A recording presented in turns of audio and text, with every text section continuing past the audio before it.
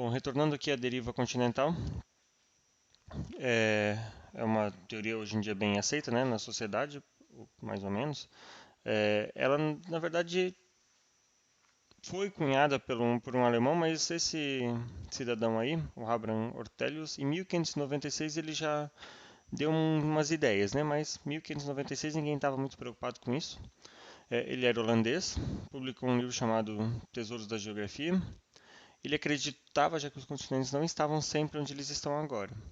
Ele sugeriu que a América do Norte e do Sul foram separadas da Europa e África devido a inundações e terremotos. Então, na verdade, não foi um movimento tectônica de placa, porque não se conhecia nem tectônica de placa e nem placas, né? Para ele eram terremotos e inundações que resolveram. E o que ele publicou, né? Os vestígios da ruptura se revelam se alguém trouxer o mapa do mundo e considerar cuidadosamente a região costeira dos três continentes. Gente, em 1596, não tinha satélite, os mapas eram bem simples e ele já percebeu que a América do Sul e a África estavam conectados. Só que levou basicamente 400 anos para a gente aceitar que isso de fato aconteceu. Demorou bastante, né? Então a teoria da deriva continental foi ignorada, como eu falei, até 1960, tá? A teoria na verdade começou a avançar por quê? Porque algumas pessoas, né, todo mundo vai conhecer Benjamin Franklin ou Francis Bacon, disseram que a África e a América do Sul se encaixavam. Olha, dava a ver que eles se encaixam, né? Que interessante. Mas ninguém achava que eles estavam conectados. O Antonio Snyder Pellegrini, ele introduziu a teoria sobre placas tectônicas e deriva continental em 1858, tá? Mas faltava fundamento na teoria dele ainda, né?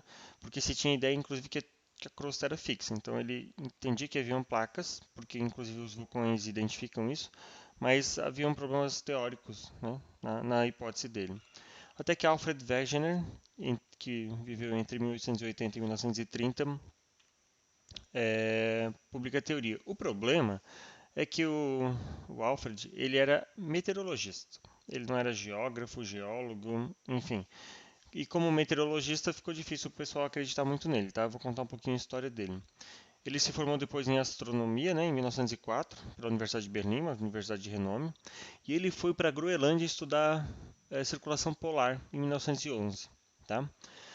E aí é que ele teve um insight dele, tá?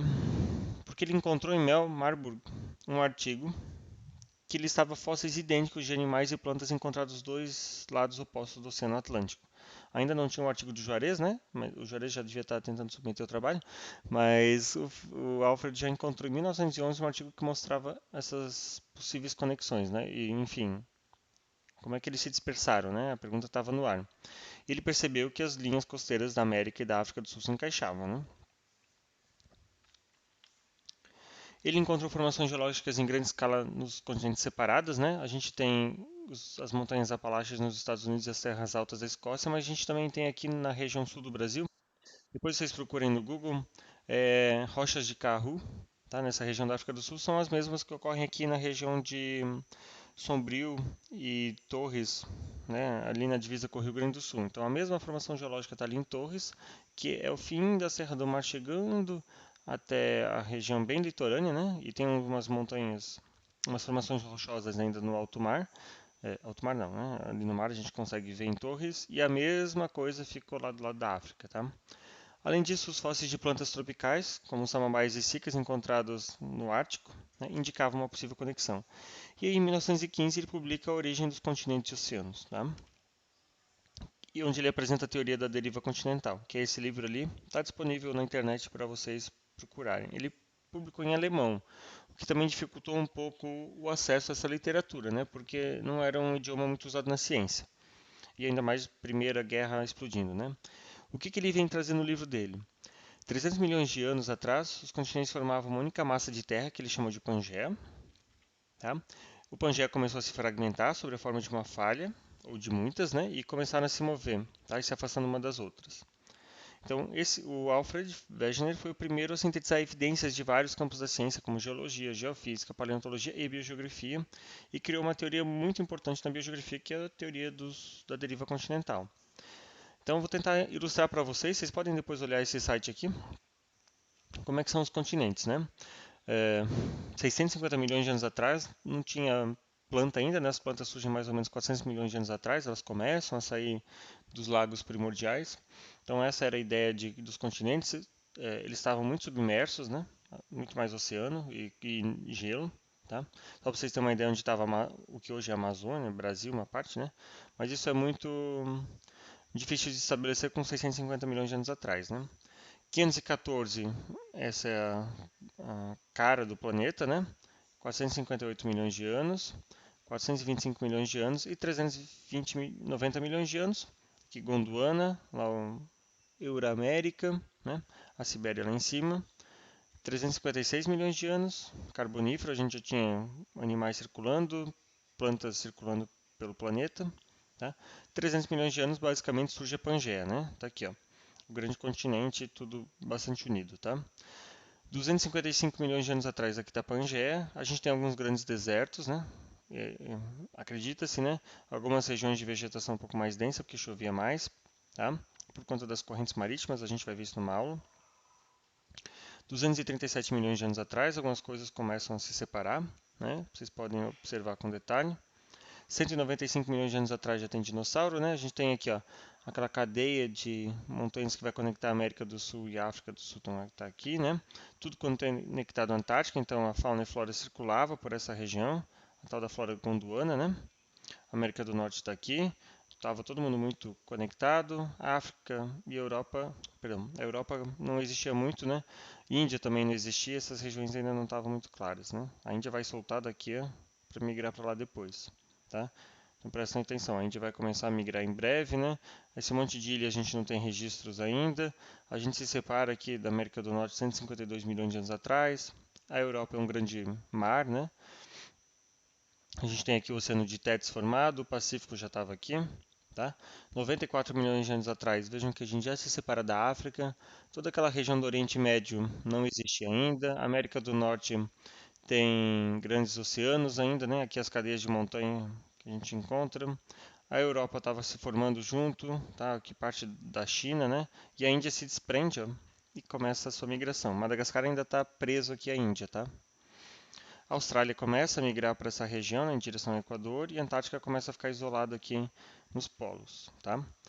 Tem um artigo interessante, talvez seja um pouco difícil para vocês verem, mas é do Sam Martin e do Ronques de 2004, ele está no AVA. Ele faz uma série de observações zoológicas sobre essa migração dos continentes. Eu destaquei algumas partes do artigo, tá? Eu vou ler para vocês, não é muita coisa, tá? Os resultados do trabalho deles, o que eles dizem, né? Nossos resultados indicam que o colapso do Gondwana realmente desempenha um papel importante na modelagem, na moldagem da biogeografia de nossos grupos de animais, tá? Presumivelmente são do Mesozoico. Surpreendentemente, nossos resultados sugerem que os padrões biogeográficos de plantas não foram significativamente influenciados pelo rompimento do Gondwana, porque a planta conseguiu migrar muito mais facilmente, né? Diferentemente dos animais, tá? O que eles ainda trazem, né? Então, por que a distribuição das plantas não mostraram vestígios de rompimento do Gondwana? Ou porque o grupo de plantas estudadas são muito jovens para terem sido afetados, né? Então, houve uma diversificação muito recente dos grupos de plantas que eles levantaram no trabalho. E como eu disse, os padrões de dispersão e extinção ali podem estar mascarando esse resultado, tá? Mas para a fauna isso é muito claro. Eles ainda encontraram significativamente mais eventos de dispersão entre os terminais de plantas do que entre os terminais de animais. Pensando numa filogenia, né? Os terminais são os táxons, consistente com a hipótese de que os padrões de vicariância das plantas foram obscurecidos pelas dispersões posteriores, tá? Em biogeografia, a dispersão são geralmente consideradas aleatórias, né? Mas as nossas análises revelaram forte padrão de dispersão concordantes no hemisfério sul, tanto em animais quanto em plantas. Em outras palavras, as dispersões tendem a ocorrer entre certas áreas em certas direções. Olha que interessantes. Então, eles estão lançando aqui a hipótese que provavelmente havia um certo direcionamento. Isso pode ter sido provocado pela, é, pelas correntes marítimas, né, que acabam tendo um direcionamento de circulação e podem estar impactando a distribuição dos organismos. Tá? A nossa prática vai ter que ser abortada por enquanto, né? Mas eu vou dar umas instruções para vocês fazerem em casa mesmo e depois postar os resultados, tá? 66 milhões de anos, quando a gente tem a chegada do meteoro, né? Provavelmente que caiu aqui, ó. causando um processo de extinção em massa. Vejam que a Índia, Madagascar e a África estão separados, cada indo para o seu caminho. A Índia vai se mover muito, Madagascar não tanto, tá? A América do Sul está bem estabelecida, a América do Norte tem um grande lago ali sobre ela.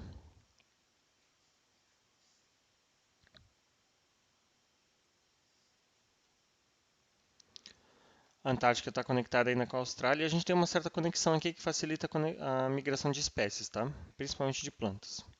50 milhões de anos atrás, vejam que as coisas estão mais parecidas com o atual. Um grande mar aqui nessa região da Ásia e o Oriente Médio ainda não existia direito, né?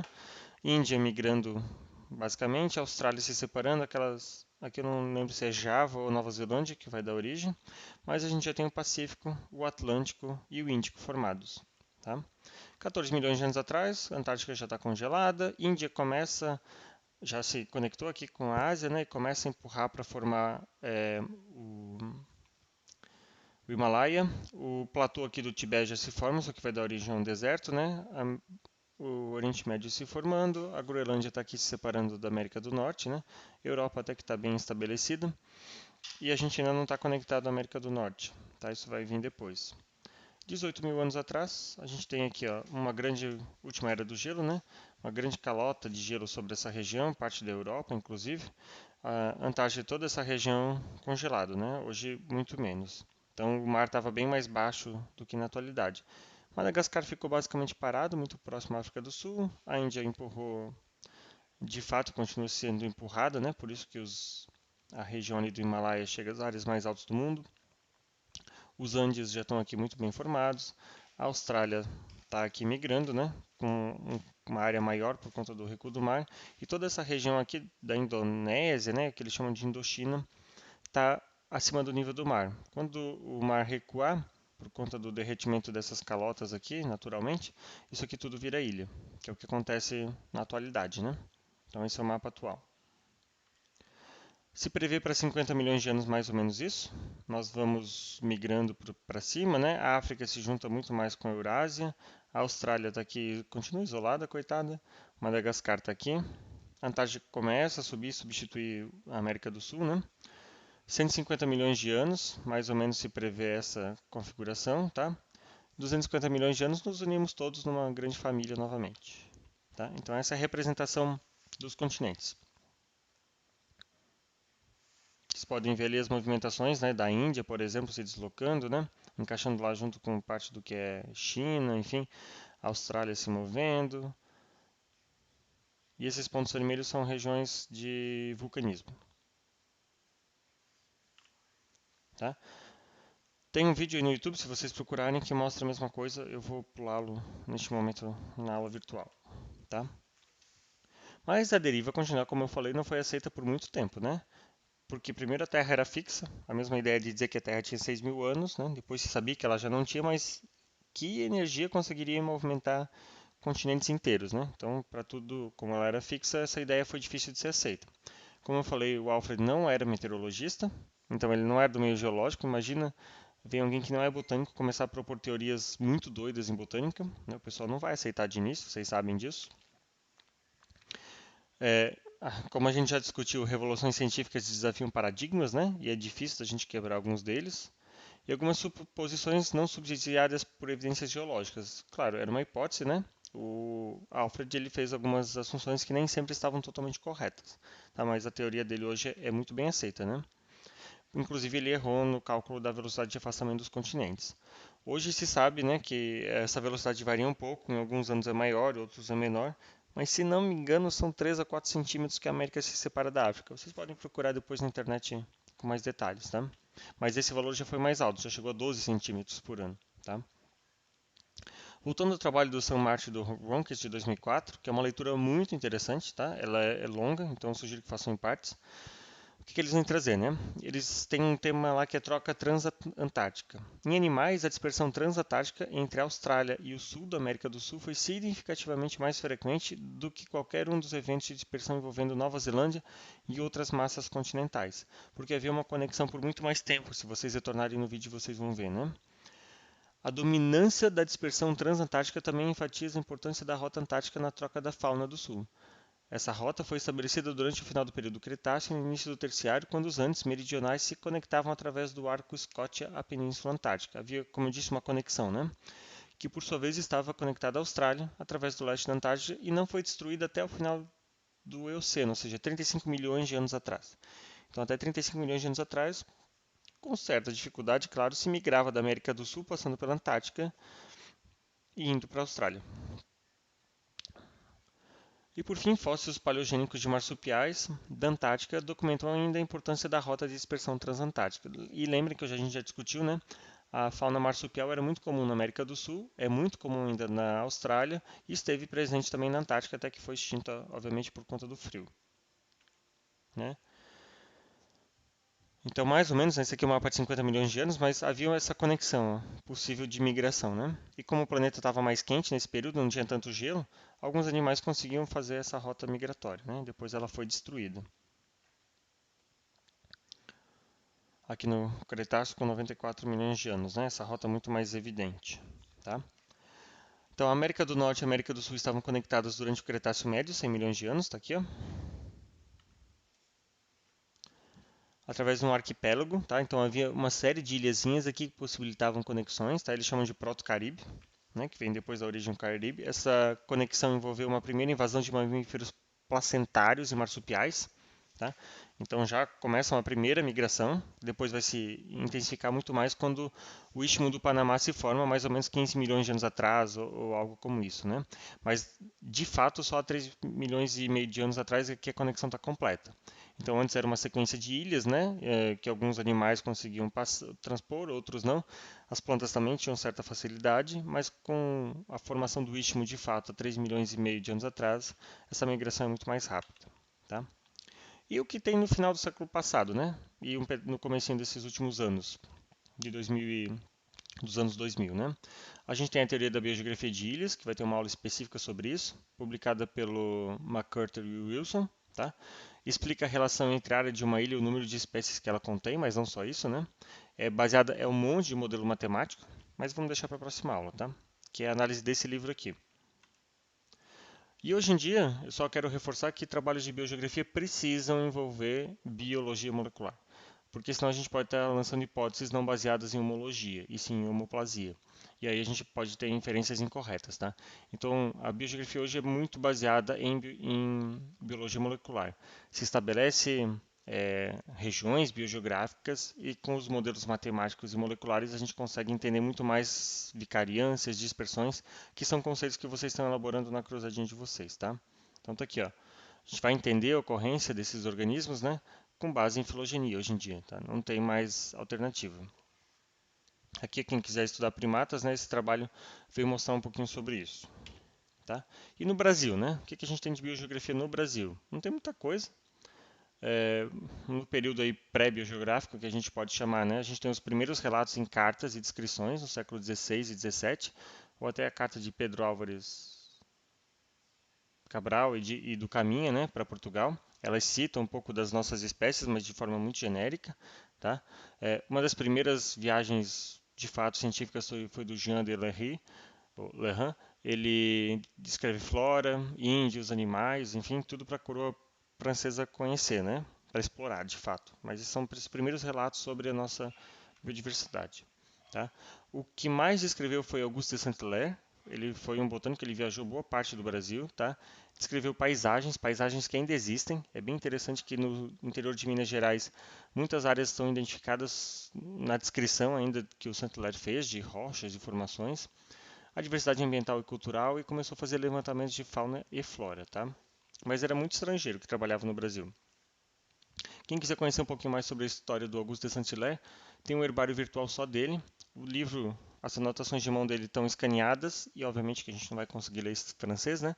Mas tem a tradução do lado, então vocês podem conhecer um pouco da história e das plantas que ele coletou. Tá? Isso foi um projeto desenvolvido por brasileiros um tempo atrás.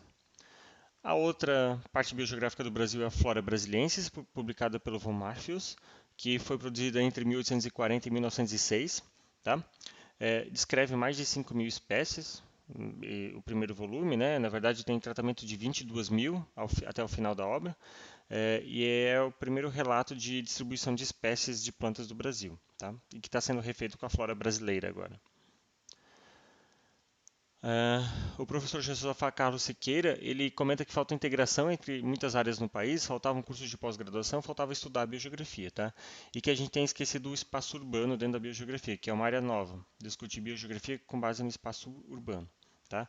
E que tem muita coisa que a gente vai ter que discutir, mas a gente está um pouco atrasado nesses conceitos, apesar de que a gente evoluiu bastante nas últimas 2 décadas com o avanço do curso de mestrado e doutorado, né? Onde a gente acaba fazendo mais ciência, tá? E as novas preocupações que a gente tem: estabelecimento de padrões de distribuição geográfica de gêneros e espécies, até em alguns casos de família ainda não se tem. Divulgação de estudos em bons periódicos, né? O Brasil tem bons trabalhos, mas às vezes publica em locais, em periódicos pouco conhecidos ou em português, o que dificulta a comunicação com a sociedade. Estudos comparativos da fauna e flora. Bons periódicos e sociedade, que eu quis dizer sociedade científica, né? Ampliação dos conceitos e mapeamento e cuidado das espécies raras e ameaçadas. Falta pouca coisa para esse Brasil, né? Proteger espécies invasoras e trabalhar mais com filogenia e cladística. Mas, como eu disse, muito disso tem avançado nos últimos anos, o que talvez está em risco na atualidade, tá? E chega de história, uma tirinha para vocês terminarem essa aula, e eu vou postar para vocês a atividade final que eu quero que vocês desenvolvam, que é o documentário. Até a próxima aula.